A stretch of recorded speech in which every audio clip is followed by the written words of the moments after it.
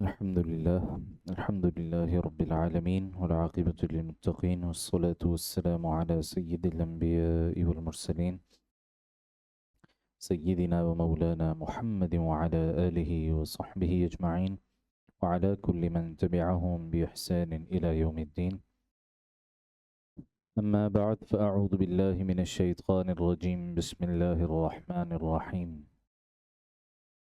يا بني إسرائيل اذكروا نعمتي التي أنعمت عليكم وأني فضلتكم على العالمين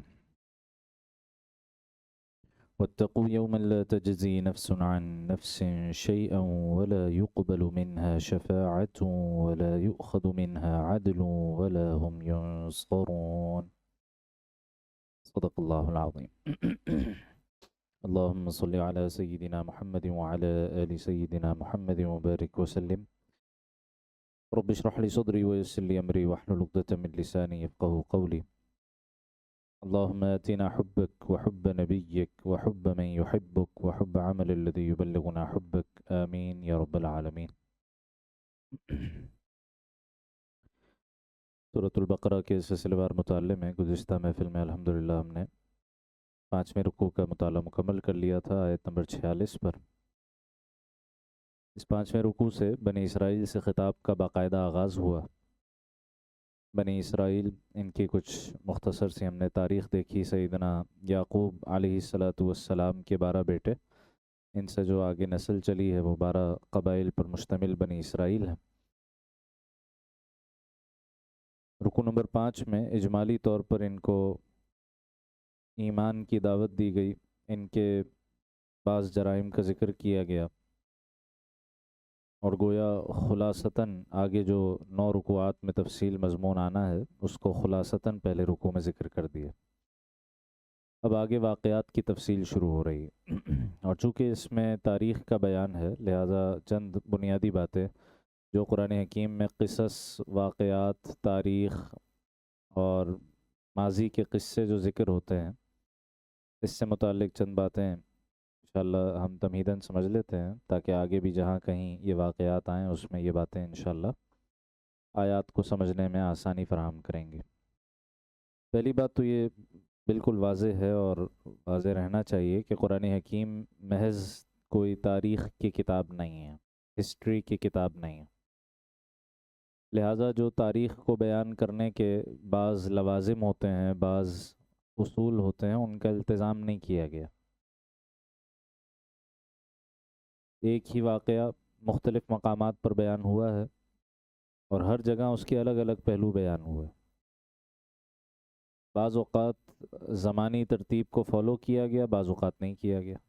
کوئی واقعہ بیان ہوا، اس میں زمانی ترتیب میں جو واقعات ہوئے، بعض واقعات اسی زمانی ترتیب سے بیان ہوئے ہیں اور باقاعدہ قصے اور کہانی کی طرح بیان ہوئے ہیں، جیسے سورہ یوسف ہے، احسن القصص اسے قرار دیا، بہترین قصہ ہے۔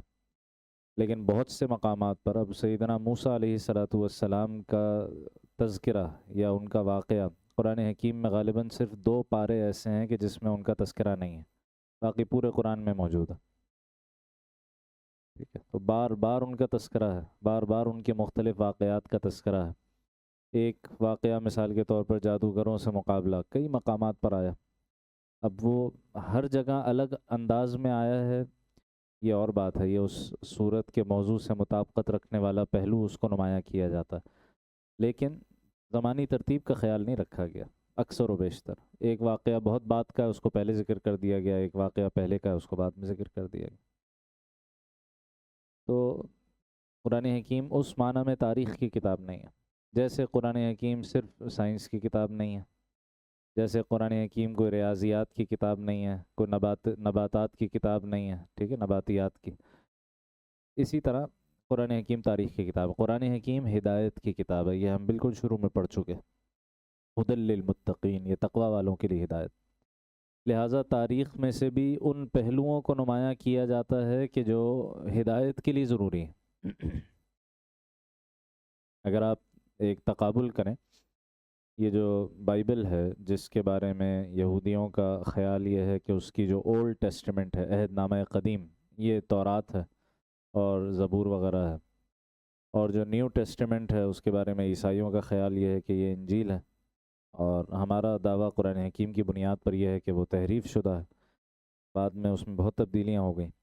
تو اگر آپ تقابل کریں تو واقعات بائبل میں بھی بیان ہوئے ہیں، واقعات قرآن حکیم میں بھی بیان ہوئے ہیں، لیکن وہاں زیادہ زور کس پر ہے؟ علاقہ کون سا تھا، زمانہ کون سا تھا، کون کون کیریکٹرز تھے، کون کون کردار ہیں اس کہانی کے، ان کے نام کیا تھے، ان کی شکل و صورت کیسی تھی، ٹھیک ہے۔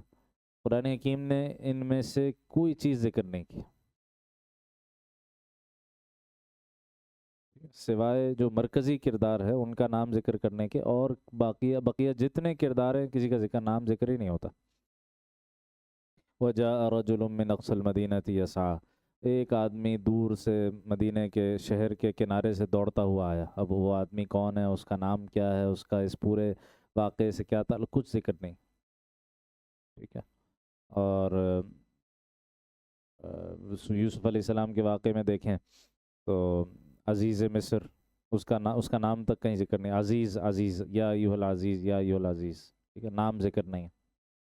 اسی طریقے سے اصحاب کہف کا پورا واقعہ، اس میں تو خود اللہ تعالیٰ نے تذکرہ کیا نا کہ لوگ بحثیں کرتے ہیں کہ وہ 3 تھے، چوتھا کتا تھا ان کا، یا وہ 5 تھے، چھٹا ان کے ساتھ وہ حفاظتی کتا تھا، یا 7 تھے، 8واں ان کے ساتھ وہ کتا تھا۔ تو یہ لوگ ان بحثوں میں پڑے ہوئے ہیں، ان نوجوانوں کی تعداد کیا تھی، ان کے نام کون سے تھے، زمانہ کون سا۔ قرآن حکیم نے کچھ بھی بیان نہیں کیا۔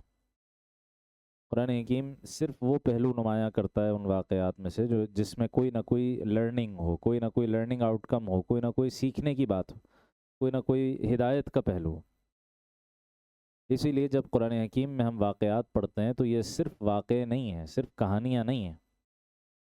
کفار اور مشرکین کا وتیرہ کیا تھا جب ان سے پوچھا جاتا تھا، قالوا ماذا انزل رب، جب ان سے کہا جاتا تھا ماذا انزل ربکم، تو یہ بتاؤ تمہارے رب نے کیا نازل کیا، قالوا اساطیر الاولین، کہتے تھے بس پچھلے لوگوں کے کچھ قصے کہانیاں ہیں، بس اور کچھ نہیں۔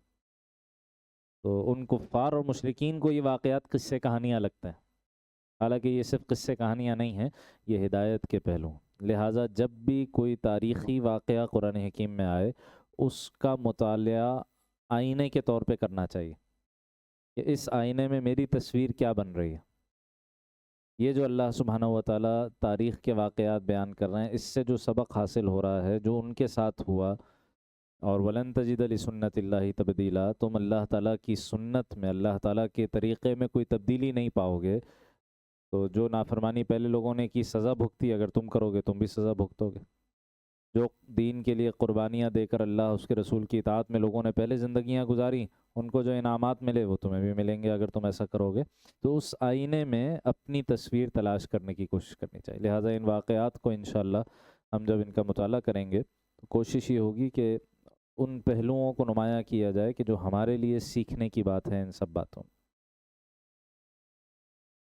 دوسری بات، چونکہ جیسے میں نے عرض کیا کہ زمانی ترتیب کا لحاظ نہیں رکھا گیا عام طور پہ، کیونکہ مقصد تاریخ بیان کرنا نہیں ہے، لہٰذا بعض اوقات آیات کا پس منظر جاننا ضروری ہوگا آیات کے صحیح فہم کو حاصل کرنے کے لیے۔ کچھ ہم تذکرہ کریں گے انشاءاللہ العزیز کہ بھئی فلاں صورت میں یہ بات ایسے آئی ہے اور اس کا یہ تذکرہ یہاں پر یوں کیا جا رہا ہے۔ تو ان میں سے بہت سی آیات وہ ہوں گی کہ صرف آپ رواں ترجمہ پڑھ لیں گے تو شاید اتنی بات واضح نہیں ہوگی جب تک کہ دیگر جو آیات میں ان واقعات کی طرف اشارات ہوئے ہیں وہ سامنے نہ ہوں۔ اور تیسری بات جو ان واقعات کو بیان کرنے کا ایک مقصد یہ بھی ہے کہ اہل ایمان کو تسلی دی جائے اور کفار کو تنبیہ اور وارننگ کی جائے۔ جو اللہ کے دین کے دشمن ہیں ان کو تنبیہ ہو کہ دیکھو یہ دشمنی تم پہلی دفعہ نہیں کر رہے، سب سے پہلا دین کا دشمن کھڑا ہوا تھا ابلیس، اور سب سے پہلے دین کا دفاع کرنے والے اور دین کی خدمت کرنے والے وہ آدم علیہ السلام تھے، جو پہلے نبی بھی ہیں، پہلے انسان بھی ہیں۔ تو یہ جو دشمنی ہے حق و باطل کی، یہ تو ازل سے چل رہی، جب سے انسانیت کی ابتدا ہوئی۔ تو تم پہلے نہیں ہو جو دین کی دشمنی کر رہے ہو اور اللہ والوں کے خلاف کاروائیاں کر رہے ہو، اب دیکھ لو کیا انجام ہوا، کیا سزائیں۔ اور دوسری طرف اہل ایمان کو تسلی ہے کہ تم پہلے نہیں ہو جو دین کے لیے قربانیاں دے رہے ہو، جو تکالیف کو برداشت کر رہے ہو، پریشانیاں اٹھا رہے ہو، تم سے پہلے بہت سے اللہ والے گزرے ہیں، بہت سی پوری تاریخ گزری ہے، ہزاروں سال گزرے ہیں، اور اس میں لوگوں کی قربانیاں ہیں اللہ کے دین کے لیے۔ لہٰذا تسلی رکھو، جو انعام ان کا ہوا وہی انعام تمہارا ہوگا۔ تو اس اعتبار سے کفار کے لیے تنبیہ اور ایمان والوں کے لیے تسلی کا ایک پہلو اس تاریخ میں بیان کیا جاتا۔ بہرحال یہ کچھ تمہیدی باتیں تھیں اس تاریخ کے مضمون سے متعلق، اب آتے ہیں ان واقعات کی طرف۔ 2 آیات میں پہلے خلاصہ ذکر کیا گیا اور ایک تنبیہ کی گئی، اور انہی 2 آیات پر ذرا سے لفظ کے فرق کے ساتھ انہی 2 آیات پر اس پورے سلسلے کا 9 رکوعوں کا اختتام بھی انہی 2 آیات پر ہوگا۔ فرماتے ہیں اعوذ باللہ من الشیطان الرجیم، بسم اللہ الرحمن الرحیم، یا بنی اسرائیل، اے بنی اسرائیل، اذکروا نعمتی التی انعمت علیکم، میری وہ نعمت یاد کرو جو میں نے تمہیں عطا کی۔ یہ آیت یا اس سے ملتے جلتے الفاظ پچھلے رکوع کے آغاز میں بھی آئے تھے، تو وہاں ذکر ہوا تھا اذکروا نعمتی ای اشکروا نعمتی، میری نعمتوں کو یاد کرو، یعنی میری نعمتوں کا شکر ادا کرو جو میں نے تم پر کی۔ وَأَنِّي فَضَّلْتُكُمْ عَلَى الْعَالَمِينَ، اور یہ بات یاد کرو کہ میں نے تو تمہیں سارے جہانوں پر فضیلت دی تھی۔ کس بلندی پر پہنچ کر پھر کس گراوٹ کا شکار ہوئے، یہ بلندی عروج تک پہنچنے اور زوال کی انتہا تک گرنے کی ایک پوری کہانی ہے، پورا سفر ہے جو یہاں بیان کیا جا رہا۔ اور بعض مفسرین نے تو سورۃ البقرہ کا اصل موضوع ہی اسے قرار دیا، امتوں کا عروج اور زوال۔ امتوں کا عروج اور زوال، امتیں عروج کیسے پاتی ہیں، اور عروج پانے والی امتیں جب گرتی ہیں تو کن اسباب کے تحت گرتی ہیں، اور زوال کے کن انتہاؤں تک جاتی ہیں، اس کے اسباب ہیں کہ جو اس واقعے میں آپ کو جا بجا نظر آئیں گے۔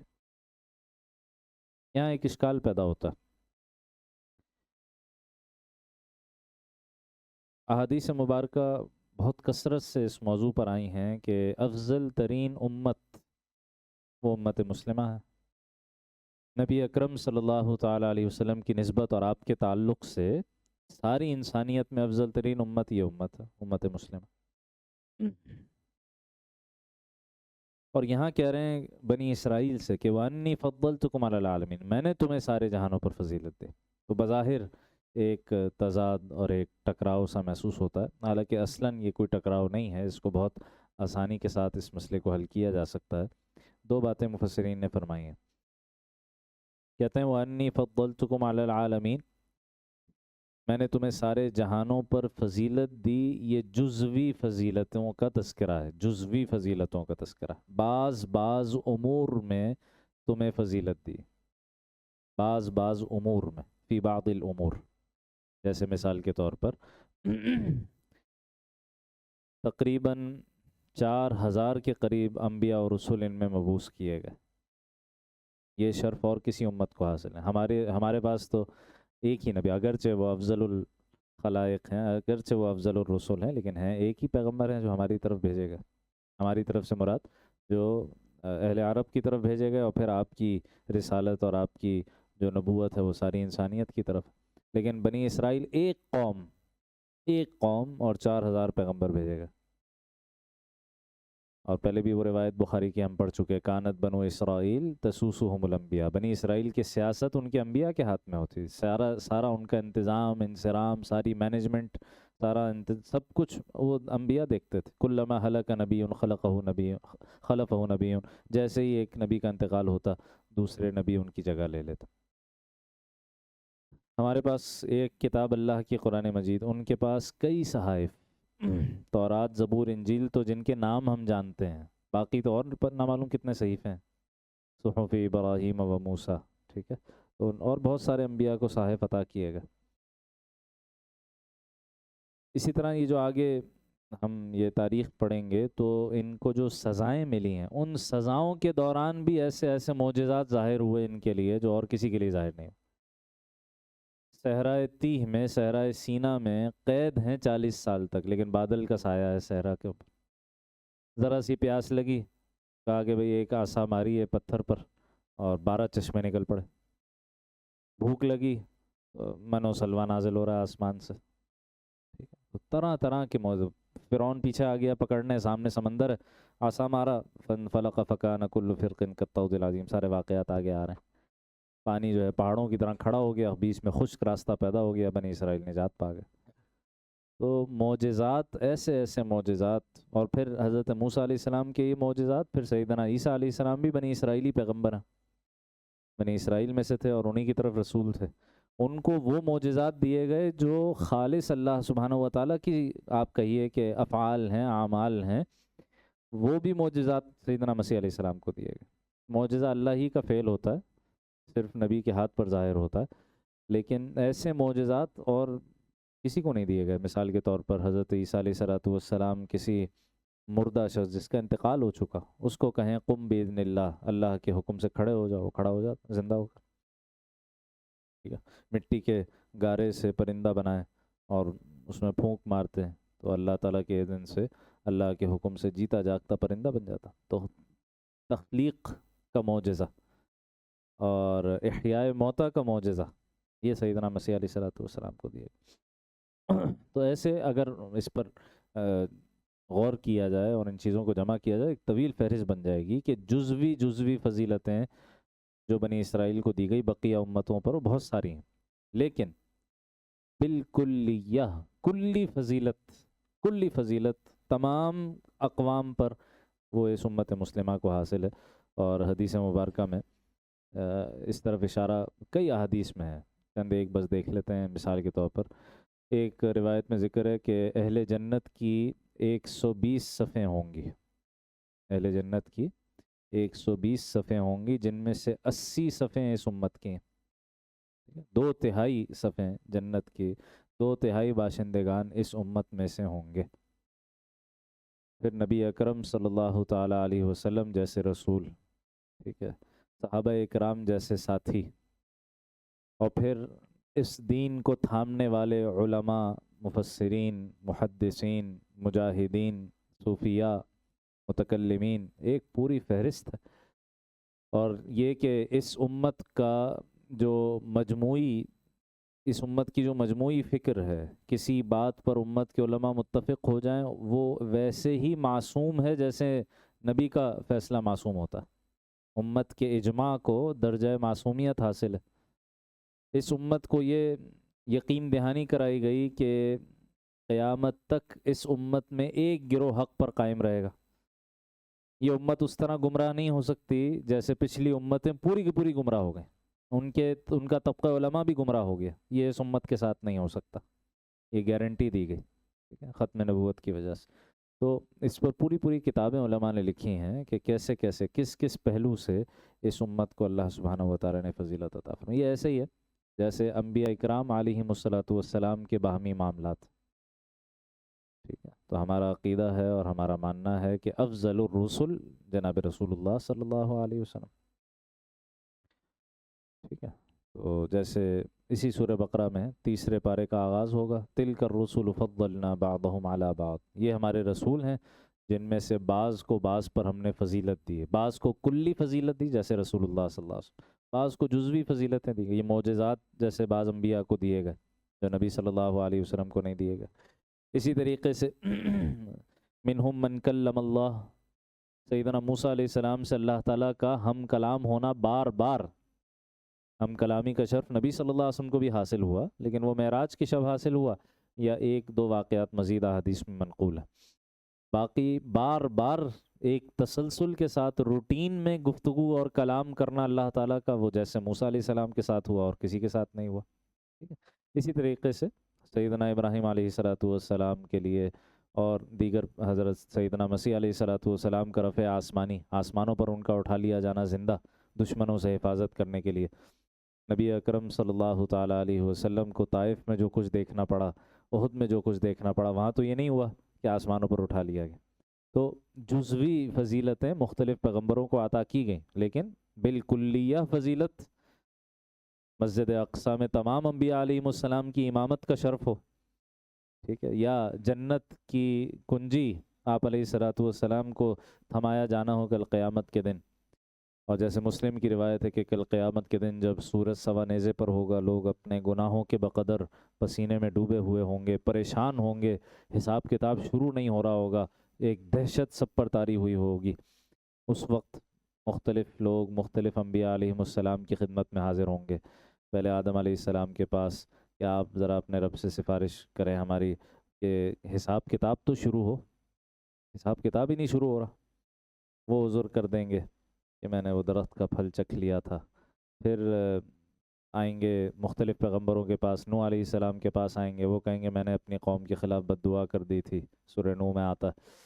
پھر سیدنا موسیٰ علیہ السلام کے پاس آئیں گے تو وہ بھی عذر کر دیں گے کہ میں نے فلاں کو، ایک شخص کو مکہ مار دیا تھا، قتل ہو گیا تھا اس کا۔ پھر سیدنا مسیح علیہ السلام کے پاس آئیں گے، وہ بھی کوئی عذر کر دیں گے، اور بالآخر نبی صلی اللہ علیہ وسلم کی خدمت میں لوگ حاضر ہوں گے۔ آپ سجدے میں گریں گے، طویل سجدہ ہوگا، اور ایسے حمد کے کلمات آپ کو عطا کیے جائیں گے کہ جو آپ کو پہلے نہیں عطا کیے گئے، ان کے ذریعے اللہ تعالیٰ کی حمد و ثنا ہوگی، یہاں تک کہ اللہ فرمائیں گے ارفع رأسک، اپنا سر بلند کیجئے، سل تعطی، مانگیے آپ کو عطا کیا جائے گا، اشفع تشفع، شفاعت کیجئے آپ کی سفارش قبول کی جائے گی، اور مقام محمود کا عطا کیا جانا، خاص مقام اللہ تعالیٰ کا قرب، اس کا مقام آپ کو عطا کیا جانا، یہ وہ فضائل ہیں جو نبی صلی اللہ علیہ وسلم کو حاصل ہیں۔ تو جیسے جزوی فضیلتیں بعض انبیاء کو حاصل ہیں لیکن کلی فضیلت نبی صلی اللہ علیہ وسلم کی ہے، ایسے ہی جزوی فضیلت بنی اسرائیل کو بعض امور میں حاصل ہے لیکن کلی فضیلت اس امت کی ہے۔ تو ایک تو یہ جواب دیا گیا اس کا کہ وَأَنِّي فَضَّلْتُكُمْ عَلَى الْعَالَمِينَ۔ دوسرا اور زیادہ سادہ اور آسان سمجھنے کے اعتبار سے کہ وَأَنِّي فَضَّلْتُكُمْ عَلَى الْعَالَمِينَ، کہ میں نے تمہیں فضیلت دی تمام جہان والوں پر اپنے زمانے میں، اس زمانے میں۔ یہ تمہاری بات نہیں ہو رہی، تمہارے بڑوں کی بات ہو رہی ہے۔ یہ جو یہودیوں سے کلام ہو رہا ہے، یہ تو نبی صلی اللہ علیہ وسلم کے زمانے کی یہودیوں سے کلام ہو رہا ہے نا۔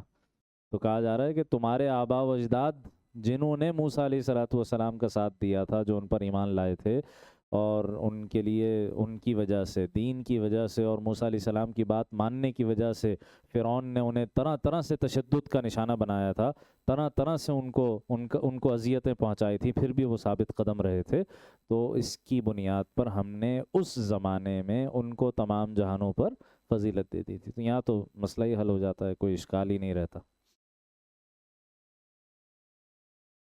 اگلی آیت، آیت نمبر 48، کل قیامت کے دن نجات پانے کے جتنے چور دروازے ہو سکتے ہیں وہ سب بند کر دیے گا۔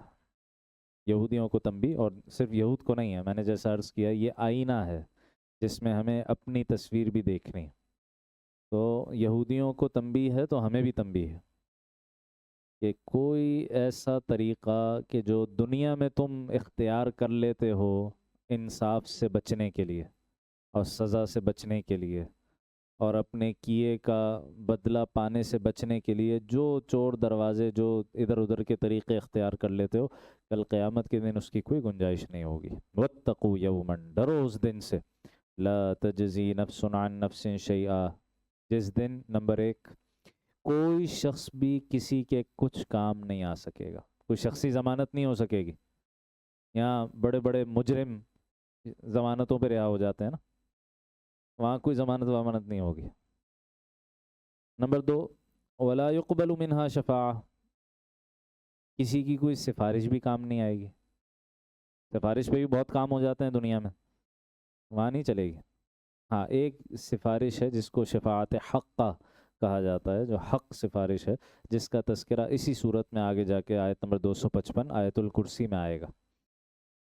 مَنْ ذَا الَّذِي يَشْفَعُ عِنْدَهُ، کس کی یہ مجال کہ وہ اللہ کے حضور کسی کی سفارش کر سکے، الا بإذنہ، سوائے اسی کی اجازت کے، سوائے اسی کے حکم سے۔ تو اللہ کی اجازت سے سفارش ہوگی، اس کی تفصیل انشاءاللہ ہم وہیں آیت الکرسی میں دیکھیں گے۔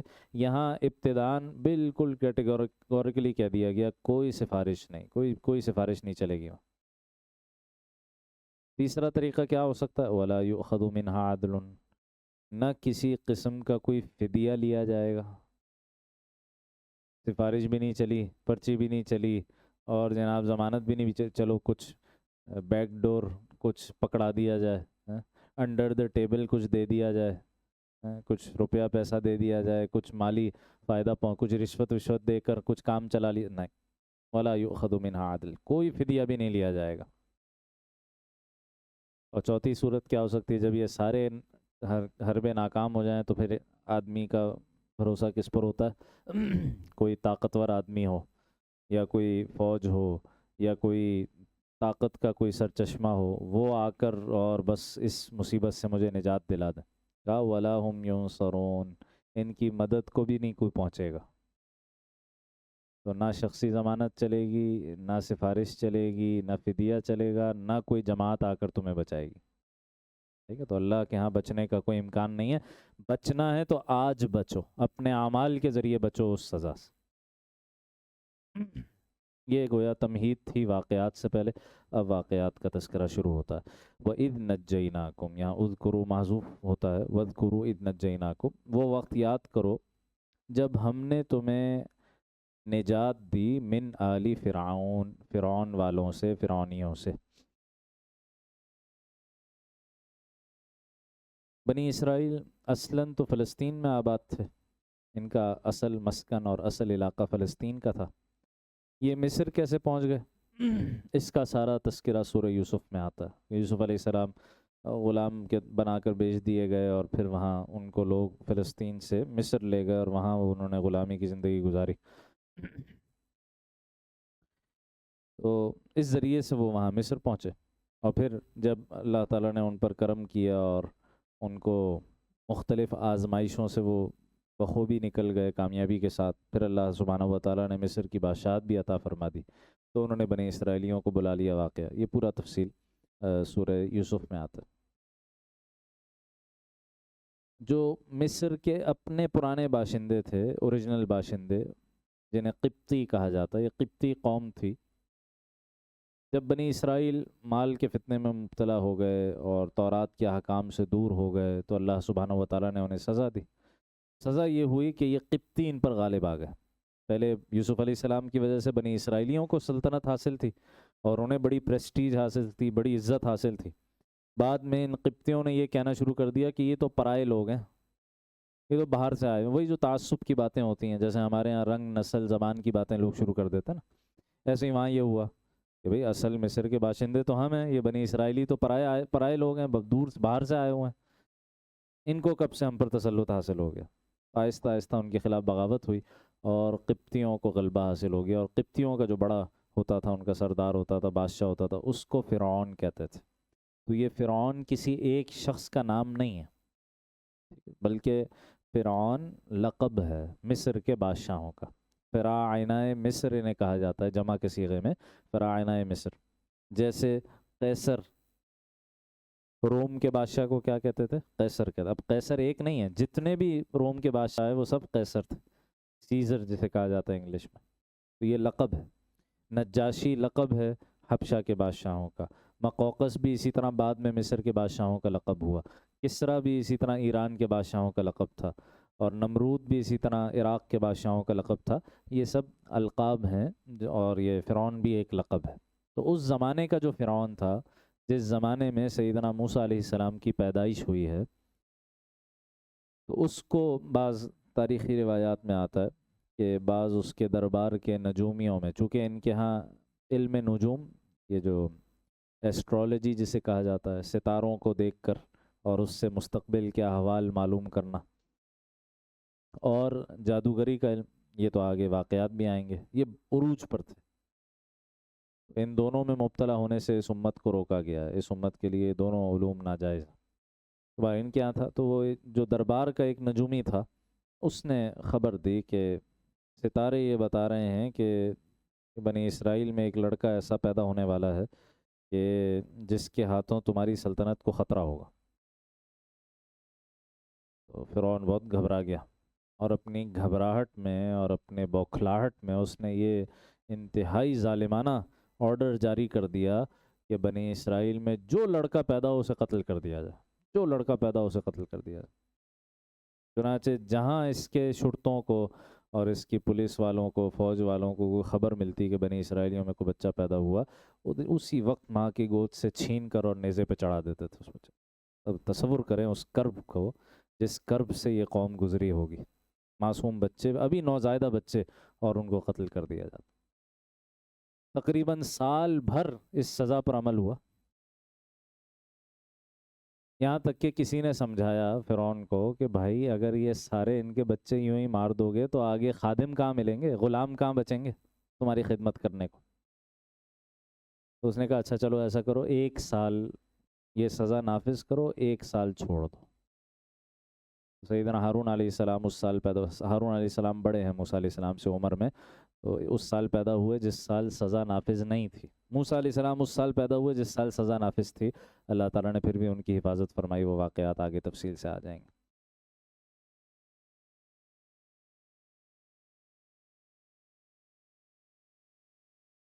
اچھا یہ واقعہ 2 دفعہ ہوا، یہ جو سزا نافذ ہوئی بچوں کو قتل کرنے کی، یہ 2 دفعہ یہ سزا نافذ ہوئی۔ ایک تو اس وقت جب موسیٰ علیہ السلام کی پیدائش ہونے والی تھی، اور ایک اس وقت جب موسیٰ علیہ السلام کوہ طور سے آئے تھے اور ان کو رسالت عطا کی گئی تھی، اور انہوں نے آ کر فرعون کے دربار میں کھڑے ہو کر اللہ کا حکم پیش کیا کہ بنی اسرائیل کو میرے ساتھ روانہ کرو اور اپنا یہ ظلم بند کرو۔ فرعون نے معجزے کا مطالبہ کیا، موسیٰ علیہ السلام نے عصا ڈالا تو وہ اژدہا بن گیا، تو اس نے کہا یہ تو کوئی جادوگر معلوم ہوتا ہے، تو جادوگروں سے مقابلہ، پھر اللہ تعالیٰ نے موسیٰ علیہ السلام کو اس مقابلے میں کامیابی عطا کی، جادوگر بھی سارے مسلمان ہو گئے۔ قوم کے بھی بڑے لوگوں نے دیکھا کہ بھائی یہ تو بڑی کامیابی مل گئی، تو تیزی سے لوگ اسلام قبول کرنے لگے، یعنی اس وقت جو اسلام تھا موسیٰ علیہ السلام ہی کی تعلیمات تھیں۔ اس وقت بھی فرعون نے دوبارہ بنی اسرائیلیوں پر ظلم و ستم کے لیے یہی آرڈر جاری کیا تھا کہ ان کے بچوں کو ذبح کرو۔ تو یہ 2 دفعہ اس کرب سے یہ قوم گزری ہے، تو اس کا تذکرہ ہے۔ وَإِذْ نَجَّيْنَاكُمْ مِنْ آلِ فِرْعَوْنَ، وہ وقت یاد کرو جب ہم نے تمہیں فرعون کے لوگوں سے نجات دی۔ يَسُومُونَكُمْ سُوءَ الْعَذَابِ، جو تمہیں بہت بڑا عذاب دیتے تھے، بہت بڑی سزا سے تمہیں گزارتے تھے۔ يُذَبِّحُونَ أَبْنَاءَكُمْ، تمہارے بچوں کو ذبح کر ڈالتے تھے۔ وَيَسْتَحْيُونَ نِسَاءَكُمْ، اور تمہاری عورتوں کو زندہ رکھتے تھے، عورتوں کو زندہ رکھتے تھے تاکہ خادمائیں اور کنیزیں ان کو ملتی رہیں۔ وَفِي ذَلِكُمْ بَلَاءٌ مِّن رَبِّكُمْ عَظِيمٌ، اور اس ساری صورتحال میں تمہارے رب کی طرف سے تمہارا بڑا امتحان تھا۔ یہ امتحان اس عذاب میں بھی تھا، اور یہ امتحان اب نجات میں بھی ہے۔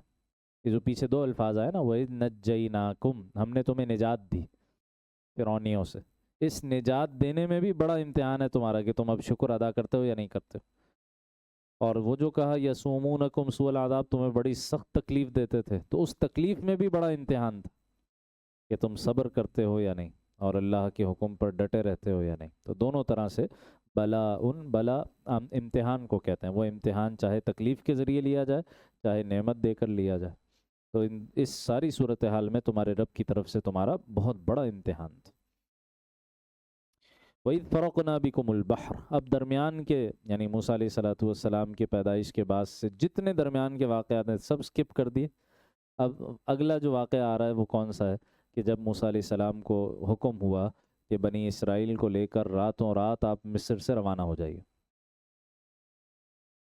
یعنی فرعون کے چنگل سے انہیں اب آزادی دلانے کا وقت آ گیا ہے، اور طریقہ یہ ہے کہ جب رات کو سارے فرعونی، سارے مصر والے، سارے قبطی سو رہے ہوں تو پہلے سے آپ بنی اسرائیلیوں کو بتا دیں کہ اس رات ہمیں روانہ ہونا ہے، خاموشی سے چپکے سے سب کے سب وہاں سے روانہ ہو جائے۔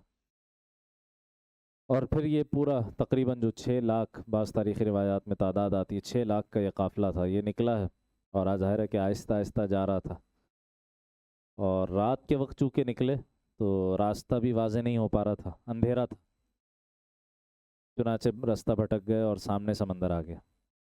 اتنی دیر میں وہاں صبح ہو گئی مصر میں، اور وہ فرعون کو پتہ چلا، اس نے اپنے سارا لاؤ لشکر جمع کیا اور اپنے غرور میں، تکبر میں اور طاقت کے نشے میں چور جو ہے ان کے پیچھے نکلا ہے۔ سامنے سمندر ہے، پیچھے فرعون کا لشکر آتا ہوا نظر آ رہا ہے، وہ دھواں اڑاتا ہوا، گرد و غبار اڑاتا ہوا پورا اس کا لشکر آ رہا ہے، اور اب تو گویا یقینی موت تھی نا، اب تو بچنے کی کوئی صورت نہیں، سمندر میں کودیں تو بھی موت، اور نہ کودیں تو پھر فرعونیوں کے ہاتھوں موت، تو موت ہی موت نظر آ رہی تھی۔ اور ہم پڑھیں گے انشاءاللہ آگے جا کے سورہ شعراء میں کہ موسیٰ علیہ السلام کے ساتھ جو ان کی قوم کے لوگ تھے وہ بھی مایوس ہو چکے تھے، یا موسیٰ انا لمدرکون، موسیٰ ہم تو پکڑے گئے، اب تو کوئی نجات کی صورت ہی نہیں۔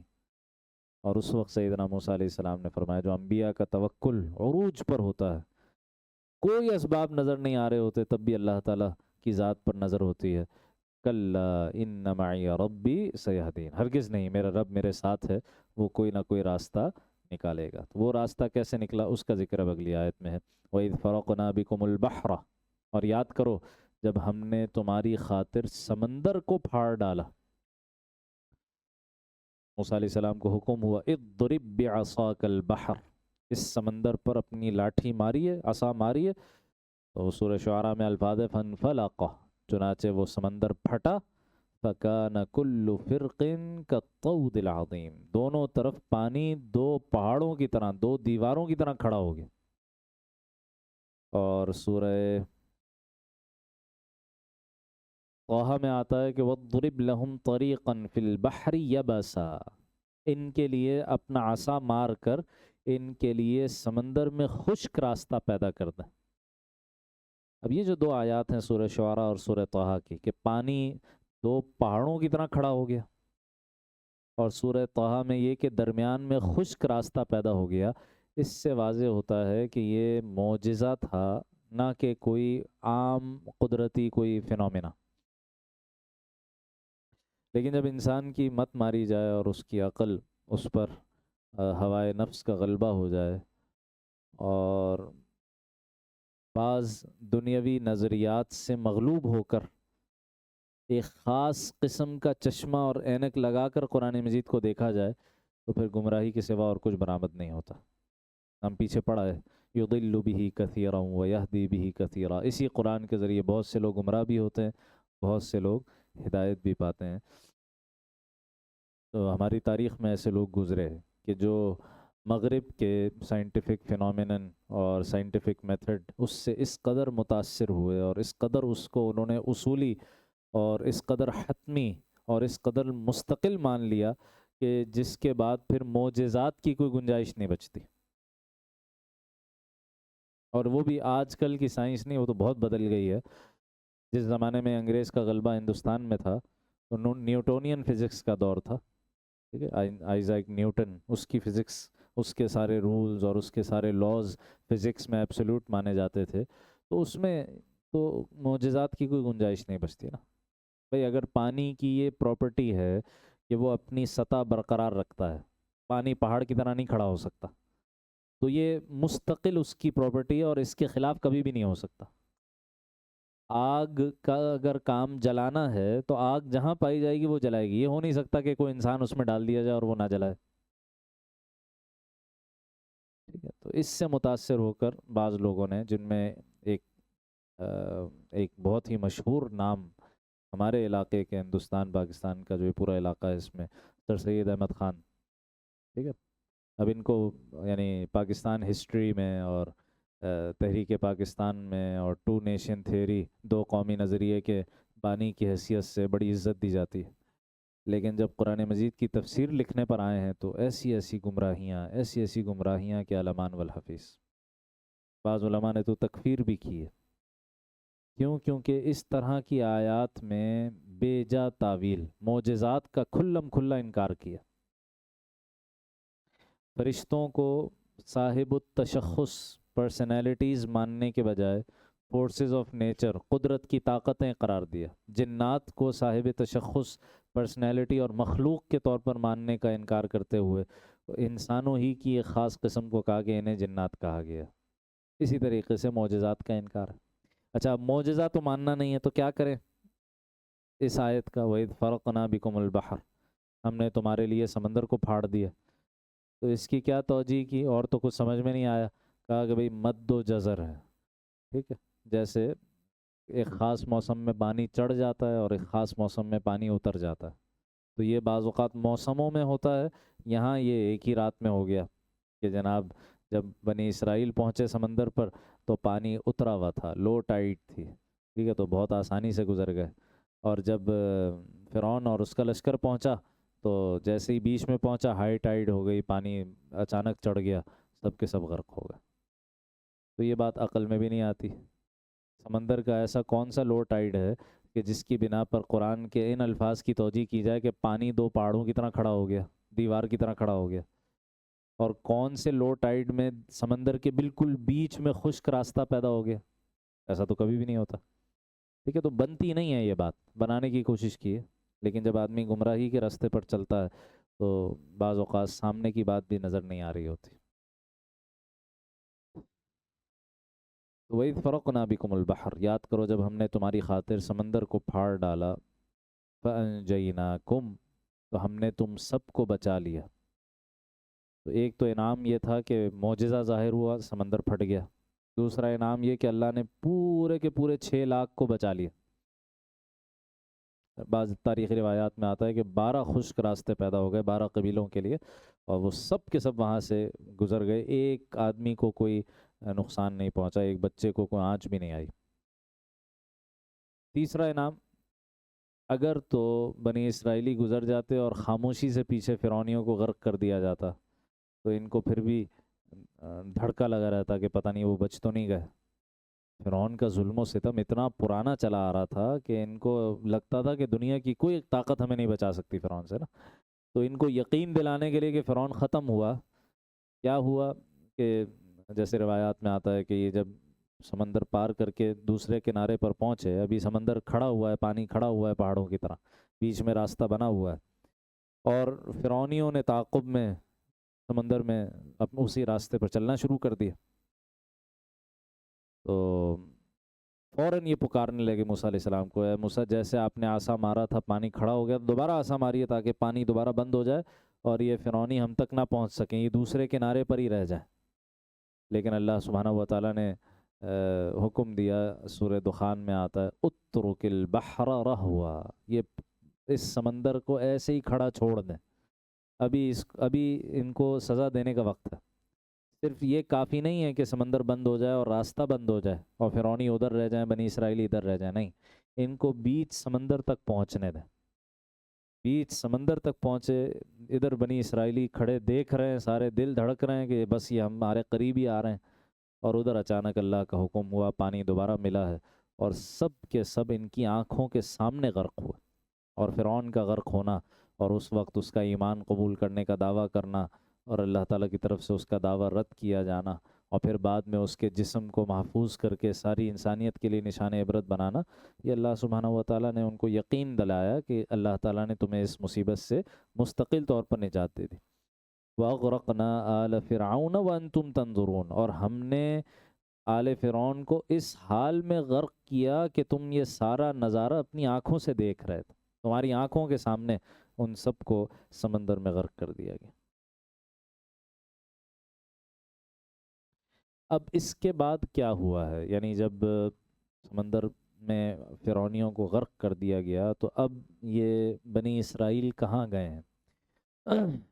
جو تاریخ کے ماہرین ہیں مورخین، وہ کہتے ہیں کہ اس کے بعد موسیٰ علیہ السلام یہاں سے آگے صحرائے سینا اور پھر وہاں سے آگے فلسطین اس طرف روانہ ہوئے اور پھر آگے کے سارے واقعات ہوئے. لیکن مفسرین اکرام کی ایک بڑی جماعت کا خیال یہ ہے کہ قرآن مجید کی بعض آیات میں اس طرف اشارہ ہے کہ یہ لوگ واپس مصر چلے گئے. قرآن کریم کی آگے ہم پڑھیں گے انشاءاللہ، بہت سے مقامات پر الفاظ یہ آتے ہیں کہ ہم نے مصر کا وارث بنا دیا بنی اسرائیل کو، وَأَوْرَثْنَاهَا بنی اسرائیل، ہم نے اس مصر کا وارث بنا دیا بنی اسرائیل کو. تو وارث بنانے کا مطلب یہ ہے کہ جب فرعونی غرق ہو گئے، ختم ہو گئے، تو اب انہیں موقع ملا کہ مصر میں آ کر دوبارہ آباد ہوں اور موسیٰ علیہ السلام کی تعلیمات کی روشنی میں مصر میں زندگی گزاریں. تو مفسرین کی ایک بڑی جماعت کا خیال یہ ہے کہ اس مصیبت سے نجات پا کر، کیونکہ یہ جو سمندر کی طرف آ گئے تھے یہ اصل رستہ نہیں تھا، یہ تو بھٹک کر آ گئے تھے، اور اللہ تعالیٰ کو ہم یہ نہیں کہنا چاہیے کہ بھٹک کر آ گئے تھے، بلکہ اللہ نے پہنچایا تاکہ فرعونیوں کو سزا ہو. ورنہ جو اصل راستہ تھا وہ تو اپنی جگہ خشکی کا راستہ تھا، تو اسی راستے سے، خشکی کے راستے سے یہ بنی اسرائیلی واپس آئے اور مصر میں آ کر انہوں نے سکونت اختیار کر لی. اور پھر جب مصر میں آباد ہوئے تو اب احکام کی ضرورت پیش آئی. پہلے تو غلامی تھی، اب آزاد قوم کی حیثیت سے زندگی گزار رہے ہیں، تو اب احکام کی ضرورت پیش آئی. تو اب تورات اللہ تعالیٰ نے عطا فرمائی. یہ ایک روایت. اور جن کا خیال یہ ہے کہ نہیں، یہ وہاں سے آگے پھر صحرائے سینا ہی کی طرف گئے ہیں، فلسطین ہی کی طرف گئے ہیں، تو اس دوران پھر جب ان کو آزادی مل گئی تو اب انہوں نے مطالبہ کیا بعض احکام کے حوالے سے، تو پھر اللہ تعالیٰ نے احکام عطا کیے، یعنی تورات عطا کی. اب اس کا ذکر ہے. وَإِذْ وَاعَدْنَا مُوسَىٰ 40 لَيْلَةً، اور وہ وقت یاد کرو جب ہم نے موسیٰ علیہ السلام سے 40 راتوں کا وعدہ ٹھہرایا۔ اصل میں 30 راتوں کا وعدہ ہوا تھا، سورہ اعراف میں اس کی تفصیل آتی ہے کہ ہم نے موسیٰ علیہ السلام کو اپنے پاس 30 راتوں کے لیے بلایا، اور پھر اس 30 پر ہم نے 10 کا مزید اضافہ کیا۔ تو اس میں کیا حکمت ہے؟ 30 کے لیے بلایا، پھر 10 کا اضافہ کیا، شروع سے ہی 40 کے لیے کیوں نہیں بلایا؟ یہ سب تفصیلات انشاءاللہ وہاں آ جائیں گی۔ بہرحال 40 راتوں کے لیے موسیٰ علیہ السلام کو بلایا گیا، اور کیوں بلایا گیا تھا؟ تورات عطا کرنے کے لیے۔ کہاں بلایا گیا تھا؟ کوہ طور پر بلایا گیا، جہاں موسیٰ علیہ السلام نے 40 دن گزارے۔ 40 دن کیا کیے؟ یہاں 40 راتوں کا ذکر ہے، تو راتوں کے ساتھ دن بھی تو وہیں گزارے نا۔ تو 40 دن کیا کرتے رہے؟ دن میں روزہ ہوتا تھا اور عبادات ہوتی تھیں، اور رات کے وقت بھی قیام اللیل اور اعتکاف، یعنی 40 دنوں کا اعتکاف تھا یہ آپ کا ہی ہے۔ جو ہم 10 دن کا مسنون اعتکاف کرتے ہیں نا، اس میں کیا ہوتا ہے؟ صبح کو روزہ ہوتا ہے، اور تلاوت ہوتی ہے، نمازیں ہوتی ہیں، ذکر ہوتے ہیں، وظائف ہوتے ہیں، رات کو قیام ہوتا ہے، تراویح ہوتی ہے، اور دیگر چیزیں ہوتی ہیں، ٹھیک ہے۔ تو 40 دنوں کا ایک اعتکاف تھا جس پر موسیٰ علیہ السلام کو بلایا گیا۔ تو یہ جو بعض لوگوں کو پریشانی ہوتی ہے نا، کہ یہ لوگوں نے 40 دنوں کا یہ کہاں سے اخذ کر لیا، یہ چلہ جسے کہا جاتا ہے، تبلیغ میں بھی چلہ لگتا ہے، صحیح، 40 دنوں کا ایک نصاب بنا ہوا ہے۔ اسی طریقے سے ہمارے یہاں جو تصوف کے حلقے ہیں حضرات صوفیہ اکرام کے ہاں، یہ چلہ جو باطنی اصلاح کے لیے اور اپنے اعمال کی اصلاح کے لیے، گناہوں کو چھوڑنے کے لیے، اور ایک خاص نیکیوں والی زندگی پر آدمی کو ثابت قدمی پیدا کرنے کے لیے 40 دنوں کے لیے ایک جگہ اس کو ٹھہرایا جاتا ہے۔ تو غالب گمان یہ ہے کہ اسی قسم کی آیات سے یہ اخذ ہے، کیونکہ یہ صرف موسیٰ علیہ السلام کے ساتھ نہیں ہوا، یہ عیسیٰ علیہ السلام کے ساتھ بھی ہوا۔ انہیں بھی انجیل عطا کی گئی، تو 40 دنوں کے لیے اعتکاف پر بلایا گیا۔ اور تو اور مزید غور کیجئے، اللہ تعالیٰ چاہتے تو نبی صلی اللہ علیہ وسلم کو قرآن مجید خانہ کعبہ میں عطا فرما دیتے۔ پہلی وحی کہاں نازل ہوتی؟ خانہ کعبہ پہ۔ لیکن پہلی وحی کہاں نازل ہوئی؟ اس وقت جو مکے کی بستی تھی اس سے باہر۔ اب تو وہ جو جبل النور ہے، جہاں غار ثور ہے، غار حرا ہے، معاف کیجیے گا، جہاں پہلی وحی نازل ہوئی، اب تو وہ مکے شہر کے اندر ہی ہے، لیکن اس وقت وہ شہر سے باہر تھا۔ تو وہ شہر سے باہر ایک پہاڑ کے غار کے اندر کیوں پہلی وحی نازل ہوئی؟ سوال یہ ہوتا ہے کہ آپ وہاں کر کیا رہے تھے جو پہلی وحی وہاں نازل ہوئی؟ سیرت کے واقعات اگر پڑھے ہوں تو اس میں تذکرہ ملتا ہے کہ نبی اکرم صلی اللہ تعالیٰ علیہ وسلم کو یہ جب آپ کی عمر مبارک 37 سال 38 سال کے قریب ہو گئی، تو آپ کو تنہائی اور خلوت نشینی اور خلوت میں رہنا یہ پسند ہو گیا۔ چنانچہ آپ کیا کرتے تھے؟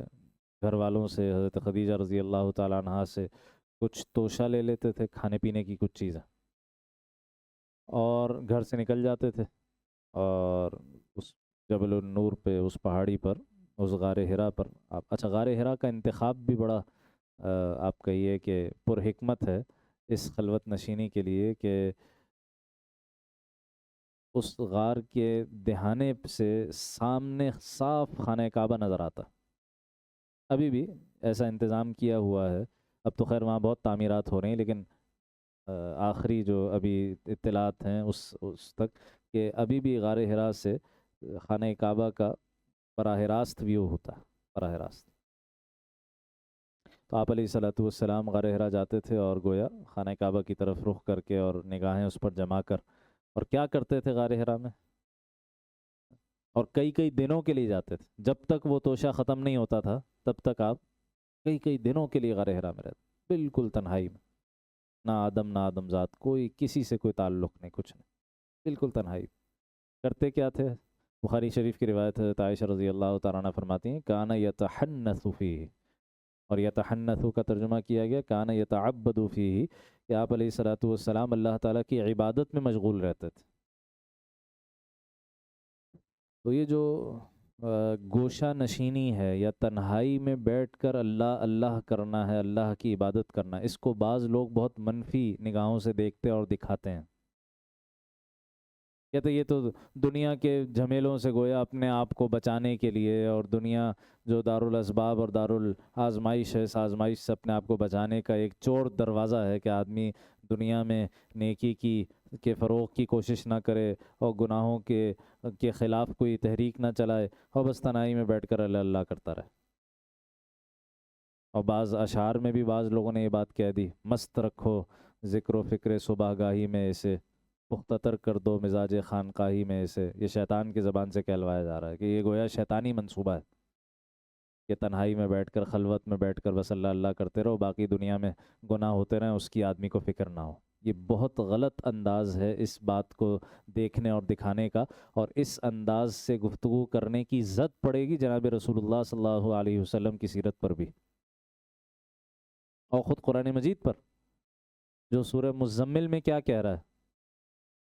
وَاذْكُرِ اسْمَ رَبِّكَ، اے نبی اپنے رب کے نام کا ذکر کیجئے۔ یہ جو اللہ اللہ کرنا ہے یہ خود قرآن مجید کا حکم ہے۔ وَاذْكُرِ اسْمَ رَبِّكَ، اپنے رب کے نام کا ذکر کیجئے۔ وَتَبَتَّلْ إِلَيْهِ تَبْتِيلًا، اس آیت کا اس کے سوا اور کوئی ترجمہ نہیں ہو سکتا کہ ہر طرف سے کٹ کر اللہ کی طرف متوجہ ہو جائیے۔ تو یہ تنہائی اور خلوت نہیں ہے تو اور کیا ہے؟ اچھا باقی سب چھوڑیں، اعتکاف کیا ہے؟ جو اعتکاف مسنون ہے، ٹھیک ہے، اور سنت مؤکدہ علی الکفایہ اس کا حکم ہے۔ سنت مؤکدہ ہے، ہر فرد کے لیے ضروری نہیں ہے محلے کے ہر بالغ مرد کے لیے کہ وہ جا کر اعتکاف میں بیٹھے۔ ہاں، اس محلے کی ایک اچھی تعداد، معتدی تعداد مسجد میں اعتکاف کر لے تو سب کی طرف سے ادا ہو جائے گا۔ لیکن کوئی ایک آدمی بھی نہ بیٹھے تو سب پر سنت مؤکدہ کو چھوڑنے کا گناہ ہوگا۔ اتنا ضروری حکم اعتکاف کا۔ اور اعتکاف کی اصل روح کیا ہے؟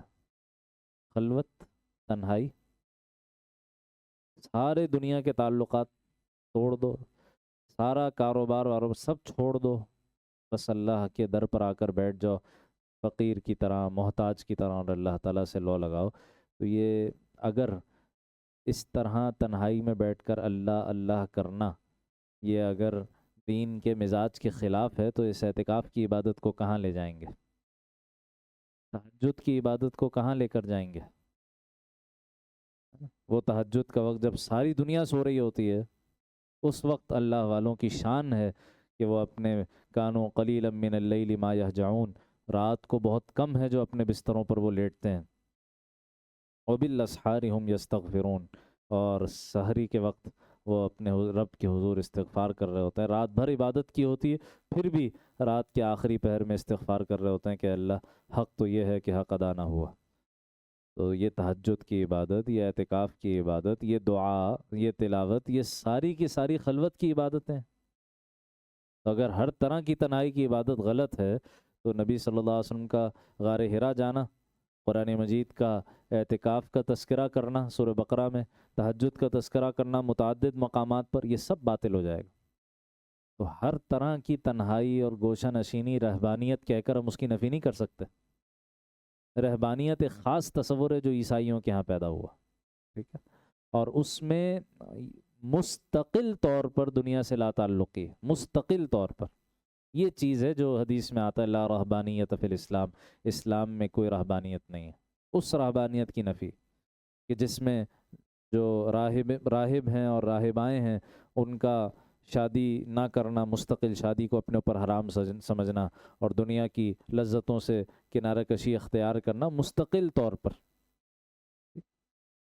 وہ ہے کہ جس چیز کو منع کیا گیا۔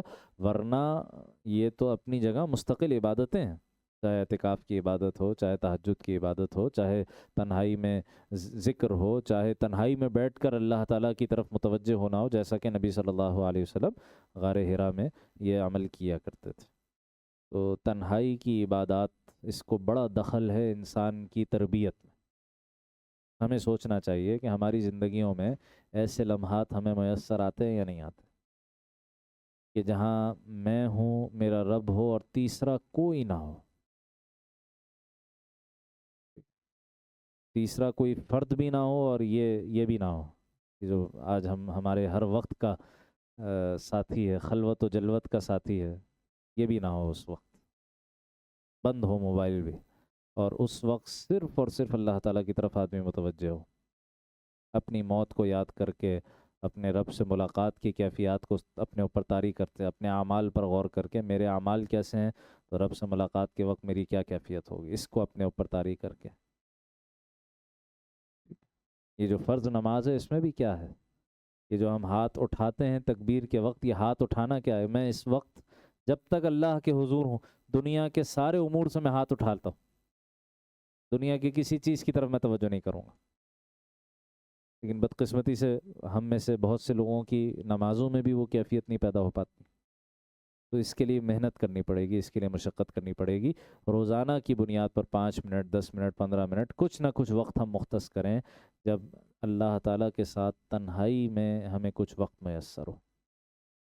اس سے اصلاح باطن کے دروازے کھلتے ہیں، اس سے نفسانی خواہشات پر قابو پانا وہ آدمی سیکھتا ہے۔ اور یہ جو 40 دن ہے، اس 40 دن میں عادات پختہ ہو جاتی ہیں، یہ کام 40 دن تک ہو تو اس کی جو برکتیں ہیں اور اس کے جو ثمرات ہیں وہ غیر معمولی نظر آئیں گے۔ جیسے اور جگہوں پر بھی 40 کا عادت ذکر ہوا اور اس کا کسی عادت کو پختہ کرنے کے حوالے سے ذکر کیا گیا، جیسے مشہور روایت ہے کہ جو شخص 40 دن تک تمام نمازیں باجماعت تکبیر اولیٰ کے ساتھ ادا کرے، 40 دن تک تمام نمازیں تکبیر اولیٰ کے ساتھ باجماعت ادا کرے، اس شخص کو اللہ تعالیٰ کی طرف سے 2 پروانے ملتے ہیں، ایک جہنم سے نجات کا پروانہ اور ایک نفاق سے برات کا پروانہ، کہ یہ آدمی پھر منافق نہیں ہوتا، نفاق سے اس کو بری کر دیا جاتا اور جہنم سے بھی حفاظت کا پروانہ مل جاتا۔ وہاں بھی کیا ہے، 40 دن تک مسلسل نمازیں باجماعت ادا ہوتی رہیں تو اس کا یہ نتیجہ ہے۔ تو اس 40 کی عادت کو کسی عادت کو پختہ کرنے اور کسی شے کو تبدیل کرنے میں ایک بڑا دخل ہے۔ تو وَإِذْ وَعَدْنَا مُوسَىٰ 40 لَيْلَةً، اور وہ وقت یاد کرو جب ہم نے موسیٰ علیہ السلام سے 40 راتوں کا عہد کیا تھا۔ 40 راتوں کے ساتھ 40 دن بھی تو تھے، تو دن کا ذکر کیوں نہیں کیا، صرف رات کا ذکر کیوں کیا؟ مفسرین فرماتے ہیں کہ اس میں قیام اللیل کی فضیلت کی طرف اشارہ ہے۔ یہ قیام اللیل، یہ جو رات کا قیام ہے، رات کی تہجد ہے، یہ اتنی افضل شے ہے کہ اللہ تعالیٰ نے اس 40 دنوں میں سے رات کا ہی صرف ذکر کیا، کہ 40 راتوں کا اللہ نے ان سے وعدہ لیا جس میں وہ قیام اللیل بھی کیا کرتے تھے۔ اور پیچھے قوم نے کیا کیا، ثم اتخذتم العجل من بعدہ وانتم ظالمون، اور موسیٰ علیہ السلام کے کوہ طور جانے کے بعد تم نے ان کے پیچھے ایک بچھڑے کو معبود بنا لیا۔ عجل بچھڑے کو کہا جاتا، اور یہ جو عجل تھا جس کو انہوں نے الہ اور معبود بنا لیا، یہ سونے کا بچھڑا تھا۔ اس کی تفصیلات سورہ طٰہٰ میں آتی ہیں۔ سامری ایک جادوگر تھا، بنی اسرائیل کے ساتھ ہو لیا تھا، اور اس کی خواہش تھی کہ موسیٰ علیہ السلام کی جگہ اس کو قوم کا بڑا اور سردار مانا جائے، لیکن ویسے بڑا تابع اور بڑا فرما بردار بن کر، یعنی ایک طرح سے آپ کہہ سکتے ہیں اس قوم کا منافق تھا، اس قوم کا منافق تھا، بنی اسرائیل کا منافق تھا یہ سامری۔ تو جب موسیٰ علیہ السلام کو طور چلے گئے اللہ تعالیٰ کے بلانے پر، پیچھے ہارون علیہ السلام کو اپنا نائب اور وزیر مقرر کیا، تو اس سامری کو موقع مل گیا کہ قوم ہارون علیہ السلام کی بات ویسے نہیں مانتی تھی جیسے موسیٰ علیہ السلام کی مانتی تھی، تو اس کو موقع مل گیا۔ اس نے جو سونا تھا، وہ سونا بنی اسرائیل کے بعد اتنا کہاں سے آیا کہ اس کو پگھلا کر بچھڑا پورا بنا لیا گیا، یہ پوری تفصیل سورہ طٰہٰ وغیرہ میں آتی۔ تو اس نے یہ سارا سونا جمع کیا، اس سب کو پگھلایا، اس کو ایک بچھڑے کی سی صورت دی اور کہا کہ بھائی یہ اصل میں تمہارا تو معبود یہ ہے، ان ھذا الٰہکم و الٰہ موسیٰ، تمہارا بھی معبود یہ ہے اور موسیٰ کا بھی معبود یہی ہے، فنسی، وہ پتہ نہیں کہاں بھول بھلائیوں میں کوہ طور چلے گئے، بھول کر کوہ طور چلے گئے، ان کا بھی معبود اصل میں یہی ہے۔ اچھا، یہ بچھڑے کی خاص کیا مناسبت ہے؟ تو یہ جو فرعونی تھے نا، فرعونی، ان کے بارے میں آتا ہے، ان کے ہاں بعض توہمات تھی، بعض تقدسات تھیں، بعض چیزوں کو یہ مقدس جانتے تھے۔ تو یہ جو گائے ہے اس کا تقدس اصلاً فرعونیوں میں تھا، یہی تقدس آگے منتقل ہو گیا، چونکہ بنی اسرائیل انہی کے غلام تھے، عرصے سے ساتھ رہ رہے تھے، تو ان کے خیال میں بھی یہی کہ یہ گائے کوئی بڑی مقدس چیز ہوتی ہے اور اس کی پوجا کی جائے، اس کو پوجا سے ہماری برابر کی سرزمین میں بھی ہے، ہندوستان میں بھی ہے، گاؤ ماتا اس کی پوجا ہو رہی ہے تو یہ بنی اسرائیل میں بھی آ گیا تھا فرعونیوں کے ساتھ رہ کر، تو اس نے وہی پرانی جو ایک حس تھی نا اس کو دوبارہ اجاگر کیا اور ایک بچھڑے کی سی صورت بنائی، اور ایسا بنایا کہ جب اس پر سے ہوا گزرتی تھی تو اس میں بچھڑے کی سی آواز بھی آتی تھی، کہتا یہ دیکھو یہ تم سے کلام کر رہا ہے، تم سے گفتگو کر رہا ہے، یہ تمہارا معبود ہے، اور موسیٰ کا بھی یہی معبود ہے علیہ الصلوۃ والسلام، معاذ اللہ، اس کی پوجا میں لگ گئے۔ ہارون علیہ السلام لاکھ سمجھاتے رہے کہ کہاں اللہ نے اسی سے تو تمہیں نجات دی تھی، تم پھر اسی مصیبت میں گرفتار ہو رہے ہو۔ انہوں نے کہا نہیں، جب تک موسیٰ واپس نہیں آتے تب تک ہم یہیں اس کے سامنے معتکف ہو کر بیٹھے رہیں گے، اس کی عبادت میں لگے رہیں گے۔ ثم اتخذتم العجل من بعده وانتم ظالمون، اور تم اپنی جانوں پر ظلم کرنے لگے۔ سب سے بڑا ظلم کیا ہے؟ ان الشرک لظلم عظیم، سب سے بڑا ظلم کیا ہے؟ وہ اللہ کے ساتھ شرک کرنا ہے، اور اس شرک میں یہ قوم مبتلا ہو گئی۔ آج کے مطالعے کے لیے آخری آیت، ثم عفونا عنکم من بعد ذلک، پھر اس سب کے بعد بھی ہم نے تمہیں معاف کر دیا۔ ہونا تو یہ چاہیے تھا کہ پوری کی پوری قوم تباہ و برباد کر دی جاتی، لیکن اللہ کا انعام و اکرام اور موسیٰ علیہ السلام کی دعا، اس کے نتیجے میں اللہ تعالیٰ نے اس قوم کو اتنا گھناؤنا جرم وہ بھی معاف کر دیا۔ معافی کی صورت کیا بنی؟ اس میں ایک سزا کا پہلو بھی تھا، وہ آگے آ جائے گا انشاءاللہ العزیز۔ اور یہ کیوں کیا؟ لعلکم تشکرون، تاکہ تم اس کا شکر ادا کرو، اس کے مشکور رہو۔ باقی یہ جو بچھڑے کو معبود بنانا ہے، اس حوالے سے 2-3 نکات اور ہیں، اور اس میں ہمارے لیے کیا پہلو ہے، کیا سبق ہے، اس کو انشاءاللہ العزیز زندگی رہی موقع رہا تو اگلی نشست میں دیکھیں گے۔ اللہ تعالیٰ ان تمام باتوں میں سے جو ہمارے لیے قابل فہم قابل عمل باتیں ہیں، ان کا صحیح فہم، ان پر عمل کی توفیق عطا فرمائے۔ جو جرائم اور جو گناہ ہم سے پہلے والوں نے اختیار کیا، اللہ تعالیٰ ہمیں ان سے محفوظ فرمائے، اور جو نیکیاں ہم سے پہلے والوں نے اختیار کی، اللہ تعالیٰ ان نیکیوں کو اور زیادہ سے زیادہ ہمیں بھی اختیار کرنے کی توفیق عطا فرمائے۔ اقول قولی ھذا واستغفر اللہ لی ولکم ولسائر المسلمین والمسلمات۔ دعا فرما دیجیے۔ الحمد للہ رب العالمین والصلاة والسلام علی سید الانبیاء والمرسلین سیدنا و مولانا محمد وعلی آلہ وصحبہ اجمعین۔ ربنا تقبل منا إنك أنت السميع العليم وتب علينا إنك أنت التواب الرحيم۔ اللهم صل على سيدنا محمد وعلى آل سيدنا محمد وبارك وسلم۔ اللهم اغفر لنا ولآبائنا ولأمهاتنا ولأزواجنا ولذرياتنا ولشيوخنا ولمشايخنا ولمن له حق علينا ولجميع المؤمنين والمؤمنات والمسلمين والمسلمات الأحياء منهم والأموات إنك سميع قريب مجيب الدعوات۔ ربنا آتنا في الدنيا حسنة وفي الآخرة حسنة وقنا عذاب النار۔ اللهم أجرنا من النار وأدخلنا الجنة مع الأبرار يا عزيز يا غفار يا أرحم الراحمين۔